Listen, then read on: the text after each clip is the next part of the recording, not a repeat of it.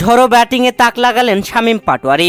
শ্রীলঙ্কার বিপক্ষে দ্বিতীয় টি-20 ম্যাচে মাঠে এসে বাংলাদেশের কেমন তাণ্ডবে ব্যাটিং, জ্বলে উঠল লিটন দাসম। প্রদর্শক, শ্রীলঙ্কার বিপক্ষে দ্বিতীয় টি-20 ম্যাচে টসে হেরে যায় বাংলাদেশ। শ্রীলঙ্কার আমন্ত্রণে আগে ব্যাটিং এসে শুরুতেই 7 রানে 2 ওপেনারকে হারায় বাংলাদেশ। তবে এরপরে আসা প্রত্যেকটা ব্যাটারই দারুণ করেছেন, মাঝে মেহেদী হাসান মিরাজ ছাড়া।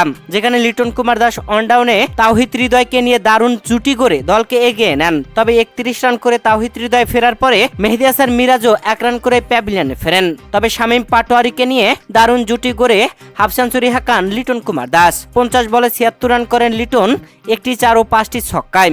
এরপরে শামীম পাটোয়ারির ঝড়ো ব্যাটিং, যেখানে মাত্র 27 বলে 48 রানের ঝড়ো ইনিংস খেলেছেন শামীম পাটোয়ারি। শেষ ওভারে আউট হয়েছেন তিনি, মেরেছেন 5টি 4 ও 2টি ছক্কা। শেষ মুহূর্তে সাইফুদ্দিন ব্যাটিং এ এসে মাত্র 2 বল খেলার সুযোগ পান, আর 2 বলেই একটি 4-এর বাউন্ডারি ও আরেক বলে 2 রান নিয়ে 6 রান সংগ্রহ করেন। বাংলাদেশ পুরো 20 ওভার খেলে 7 উইকেট হারিয়ে 177 রান করেন। লিটন কুমার দাস বাংলাদেশের ঢাল হয়ে দাঁড়ালেন এই ম্যাচে। সত্যি অসাধারণ কামব্যাক লিটন দাসের।